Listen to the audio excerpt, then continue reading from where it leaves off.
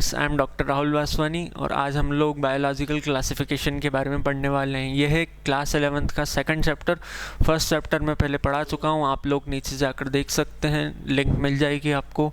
और आज हम बायोलॉजिकल क्लासिफिकेशन के अंदर 5 किंगडम्स को डिटेल में पढ़ने वाले हैं, जो कि हैं मोनेरा, प्रोटिस्टा, फंगाई और एनिमेलिया प्लांटे। ठीक है, अब इसके अंदर पहले हम लोग देखेंगे कि क्लासिफिकेशन सिस्टम कहाँ से स्टार्ट हुए और उसके बाद इनको किस तरह से क्लासिफाई किया गया। ठीक है, तो हम लोग स्टार्ट करते हैं। सबसे पहले बायोलॉजिकल क्लासिफिकेशन के अर्लीस्ट साइंटिस्ट जिन्होंने एक आइडिया दिया कि हम लोग को इस सारे जितने भी ऑर्गेनिज्म हैं सबको किसी बेसिस पर डिवाइड करना चाहिए, तो वो थे सबसे पहले साइंटिस्ट एरिस्टोटल ने क्या करा, सबसे पहले इन्होंने जो बेसिक मॉर्फोलॉजिकल स्ट्रक्चर्स होते हैं किसी भी ऑर्गेनिज्म के, तो उसको उस स्ट्रक्चर के बेसिस पे उन्होंने डिवाइड करना चालू करा। तो उन्होंने प्लांट्स के अंदर क्या करा, हर्ब्स, श्रब्स और ट्रीज़ के अंदर, इन 3 पार्ट के अंदर सारे प्लांट्स को उन्होंने डिस्क्राइब कर दिया कि इन 3 टाइप में सारे प्लांट कवर हो जाएंगे। उसके बाद उन्होंने एक अटैम्प्ट एनिमल्स पे भी लिया, जो कि काफ़ी अच्छा नहीं था, जिसमें उन्होंने एक साइड पर वो ऑर्गेनिज्म रख दिए जिनका रेड ब्लड था और दूसरी साइड पर उन्होंने वो ऑर्गेनिज्म रख लिए जिनका रेड ब्लड नहीं था।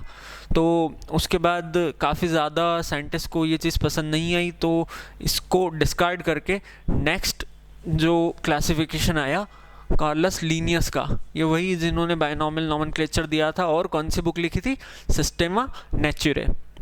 तो जो लीनियस थे इन्होंने अगेन ज़्यादा कुछ डिस्क्राइब नहीं करा, इन्होंने भी वापस से प्लांटे और एनिमेलिया के अंदर सारे ऑर्गेनिजम्स को डिवाइड कर दिया। उन्होंने कोई unicellular, multicellular, protist, eukaryote, prokaryote किसी भी पार्ट में उसे डिवाइड नहीं करा, सिर्फ 2 कैटेगरी बनाई, प्लांटे और एनिमेलिया। और ये जो कार्लस लीनियस का 2 किंगडम क्लासिफिकेशन था, इसे बहुत लंबे समय तक, अभी रिसेंटली कुछ समय तक भी इसे ही यूज़ किया जाता था, लेकिन उसके बाद भी साइंटिस्ट है जिन्होंने अलग अलग क्लासिफिकेशन दिए। जैसे ये 2 किंगडम क्लासिफिकेशन था, तो उन्होंने 3 किंगडम क्लासिफिकेशन दिए, 4 किंगडम दिए। तो हम वो देखते हैं किन्होंने 3 किंगडम दिया, किन्होंने 4 किंगडम दिया। तो ये थे 2 किंगडम क्लासिफिकेशन, ठीक है, कार्लस लीनियस। फिर 3 किंगडम क्लासिफिकेशन किन्होंने दिया, हैकल ने। इन्होंने क्या करा, एनिमल और प्लांटे में डिवाइड करा। जो हैकल थे उन्होंने नया किंगडम डिस्कवर करा या उसे डिवाइड करना चालू करा, जो लोग यूकैरियोट यूनिसेलुलर्स थे, तो उन्होंने प्रोटिस्टा बना दिया, जिसके अंदर अब 3 किंगडम हो गए थे। सबसे पहला एनिमेलिया, दूसरा हो गया प्लांटे और थर्ड हो गया प्रोटिस्टा। प्रोटिस्टा के अंदर किसे रखा गया, यूनिसेलुलर यूकैरियोट्स को। उसके बाद 4 किंगडम क्लासिफिकेशन आया, जो किसने दिया, कूपलैंड ने। तो कूपलैंड ने क्या करा, इसके अंदर एक और क्लास को ऐड करा जिसका नाम था मोनेरा।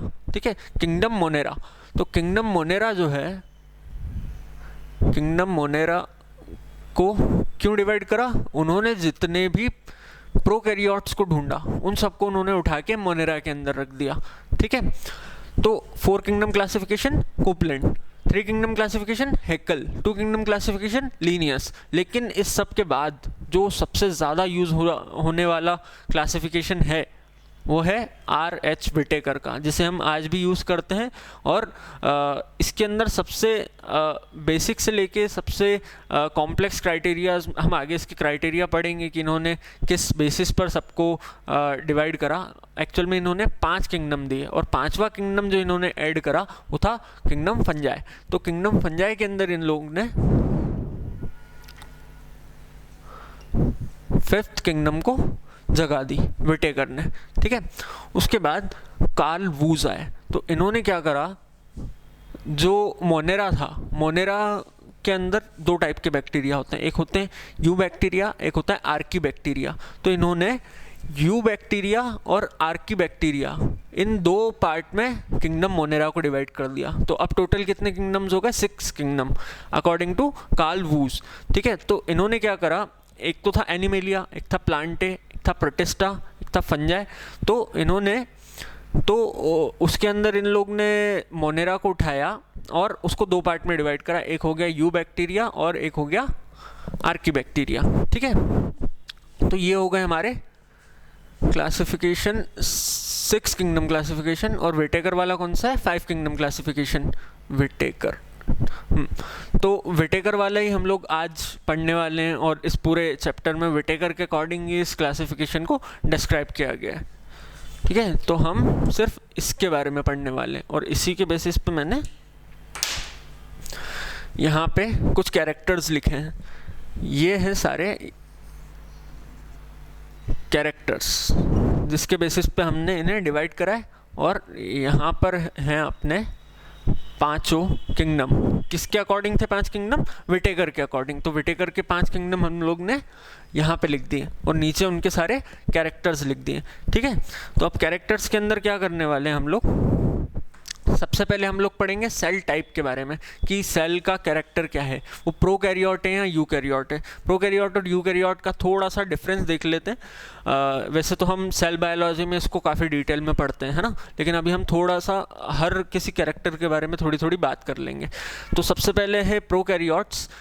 इनके अंदर ज़्यादा वेल डेवलप्ड ऑर्गन्स नहीं होते हैं। ठीक है, जैसे अगर हम लोग यूकैरियोट्स की बात करें तो उनके पास खुद का माइटोकॉन्ड्रिया, प्रोटिस्टा, क्लोरोप्लास्ट, ये सारी चीज़ें होती हैं, है ना, न्यूक्लियोलस। लेकिन प्रोकैरियोट्स के पास इन कंपैरिजन टू देम ये सारी चीज़ें नहीं होती। बहुत सिंपल सा सिस्टम होता है लेकिन उनका हैबिटेट कॉम्प्लेक्स होता है, लेकिन जो स्ट्रक्चर है वो कैसा है?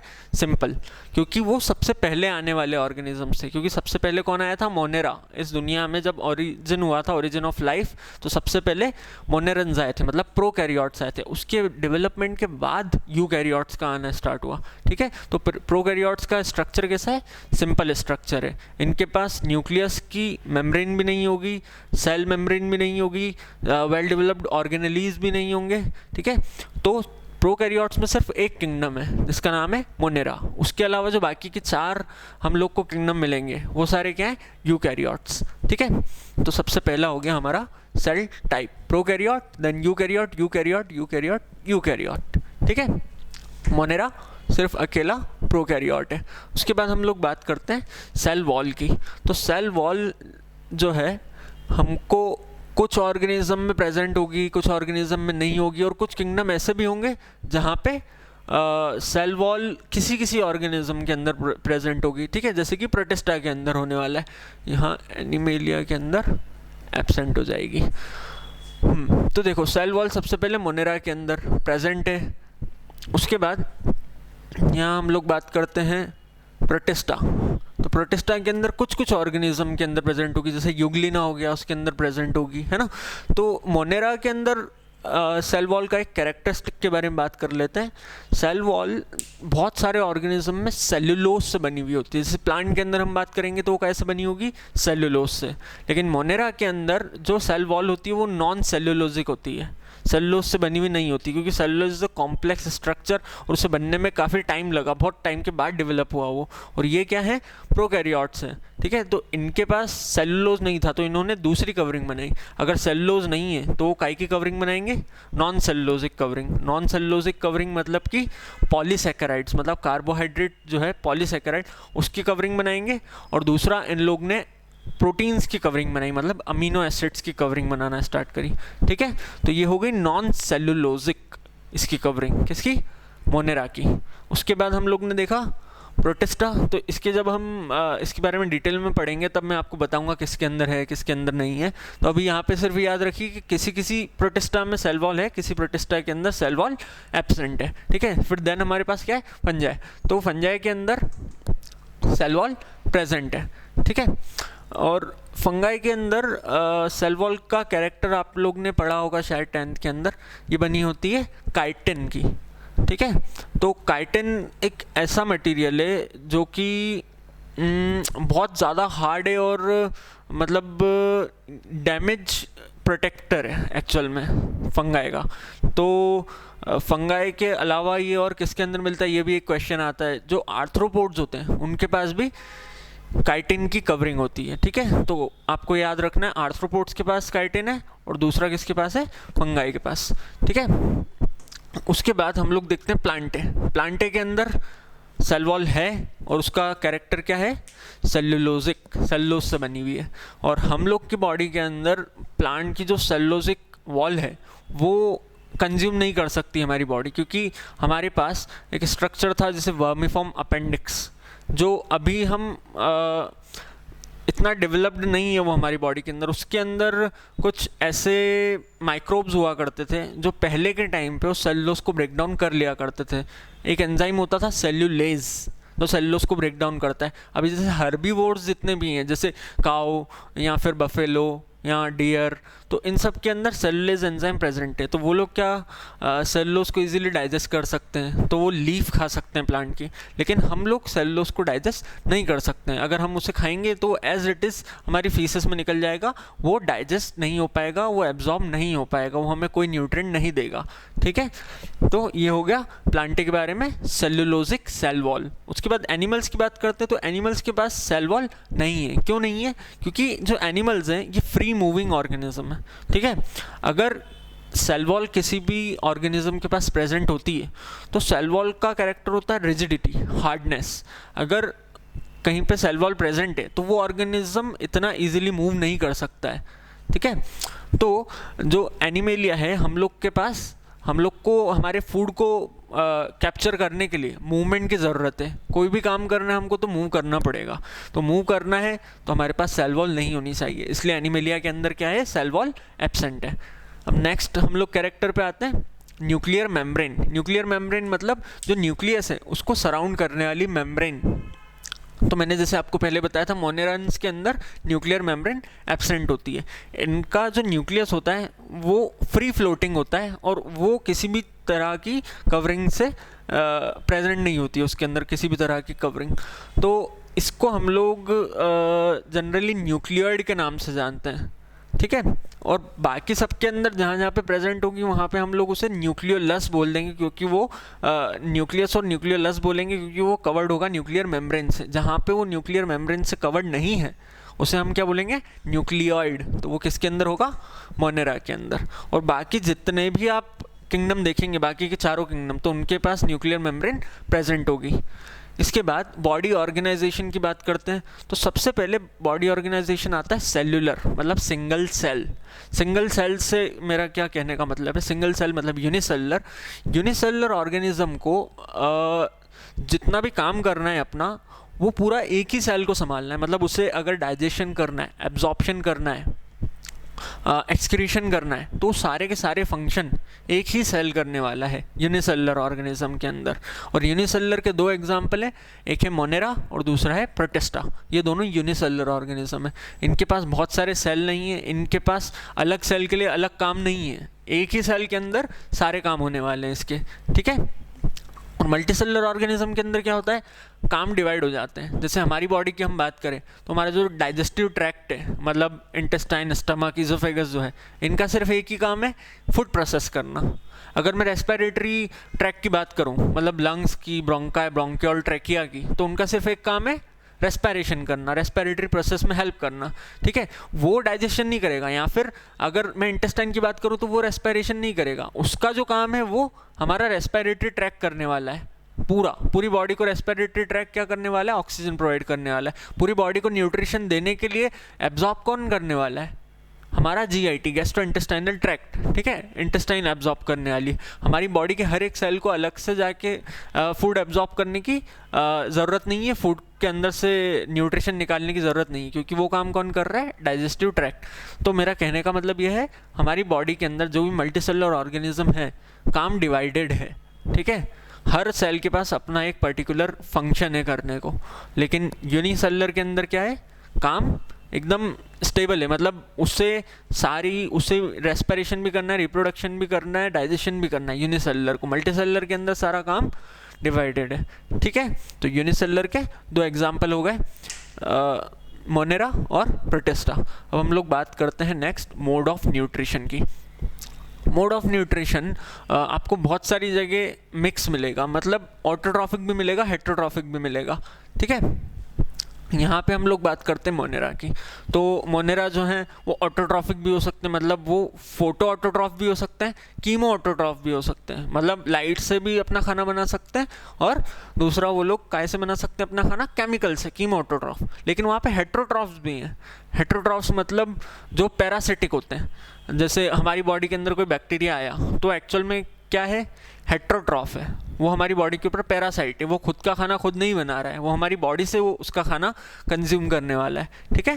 तो ये हो गया हेट्रोट्रॉफ। उसके बाद नेक्स्ट है हमारे पास प्रोटिस्टा। प्रोटिस्टा के अंदर भी दोनों टाइप हैं, एक है ऑटोट्रॉफ, एक है हेट्रोट्रॉफ, ठीक है। उसके अंदर जैसे डायटम्स हैं और डायनोफ्लैजिलेट्स हैं, ये दोनों क्या हैं, ऑटोट्रॉफ्स हैं, खुद का खाना खुद बनाते हैं वाया लाइट। जैसे युग्लिना है तो वो दिन के टाइम पे जब उसको लाइट मिलती है तो वो खुद का खाना खुद बना लेता है, जब उसको लाइट नहीं मिलती है तो वो क्या करता है, दूसरे किसी ऑर्गेनिज्म पर डिपेंड हो जाता है खुद के फूड के लिए। तो it is the best example of mixotrophic nutrition, ठीक है। तो प्रोटिस्टा के अंदर भी ऑटोट्रॉफिक होगा और हेट्रोट्रॉफिक भी होगा। उसके बाद अगर हम लोग बात करते हैं फंजाई की, तो फंगाई के अंदर क्या होने वाला है, हेट्रोट्रॉफ जो हैं मतलब इनकी पूरी क्लास के अंदर मोस्टली मतलब एक सैक्रोमाइसिस सर्विसेज जो यीस्ट है उसको छोड़ के बाकी सब हम लोग जिनकी भी बात करें वो सबके सब क्या है, हेट्रोट्रॉफ्स हैं, मतलब किसी और पर डिपेंडेंट है, खुद का खाना खुद सिंथेसाइज नहीं कर सकते हैं। सॉरी, वो सैक्रोमाइसिस सर्विस ही नहीं, एक यीस्ट होती है जिसे ग्रीन फंगाई भी बोलते हैं, वो आ जाती है ऑटोट्रॉफ के अंदर। लेकिन आप मेनली याद रखें कि सारे फंजाई जो हैं वो सारे के सारे हेट्रोट्रॉफ हैं, ठीक है। मतलब आप उसके अंदर सेप्रोफाइटिक्स भी देख सकते हैं, पैरासाइटिक भी देख सकते हैं। सेप्रोफाइट्स मतलब किसी और ऑर्गेनिज्म की बॉडी के ऊपर डिपेंडेंट है ना। पैरासाइटिक मतलब एक्टोपैरासिटिक या एंडोपैरासिटिक, बॉडी के बाहर या अंदर रहने वाले, ठीक है। और इसके अंदर कुछ ऐसे होते हैं जो काऊ डंग पे भी डिपेंडेंट होते हैं, ठीक है। तो इसके अंदर बहुत सारी वैरायटी के हेट्रोट्रॉफिक न्यूट्रिशन हमको देखने को मिलते हैं। इसके बाद आ जाएगा हमारे पास प्लांटे, तो प्लांटे है ऑटोट्रॉफिक। इसके अंदर नो डाउट सारे के सारे प्लांट्स क्या हैं, ऑटोट्रॉफिक, क्योंकि इनके पास एक स्पेशल कैरेक्टर, एक स्पेशल ऑर्गेनेली है जिसका नाम है प्लास्टिड। प्लास्टिड में कौन सा, chloroplast, which has the capability to synthesize its own food via the help of sunlight, ठीक है। तो प्लांटे के अंदर क्या होगा, ऑटोट्रॉफिक। कुछ स्टूडेंट्स का ऐसा डाउट भी होता है कि सर कुछ इंसेक्टिवोरस प्लांट्स होते हैं, तो इंसेक्टिवोरस प्लांट्स क्या वो लोग दूसरों पर डिपेंडेंट है तो हम उसे हेट्रोट्रॉफ में डालेंगे?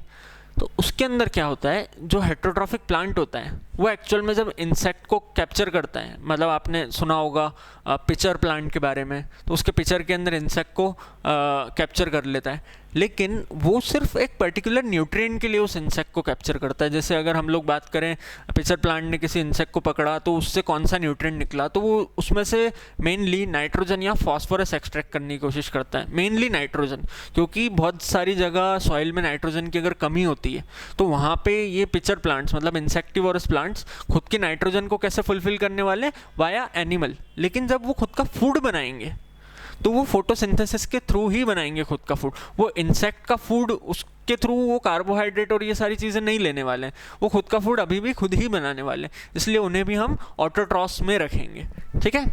एनिमेलिया, एनिमेलिया तो हमें पता ही है, हम सारे क्या हैं, हेट्रोट्रॉफ्स, ठीक है। और हम सबसे कॉमन जो मोड है न्यूट्रिशन का वो है होलोजोइक, मतलब taking food in the solid form, ठीक है। होलोजोइक न्यूट्रिशन सबसे ज़्यादा एनिमेलिया के अंदर होता है।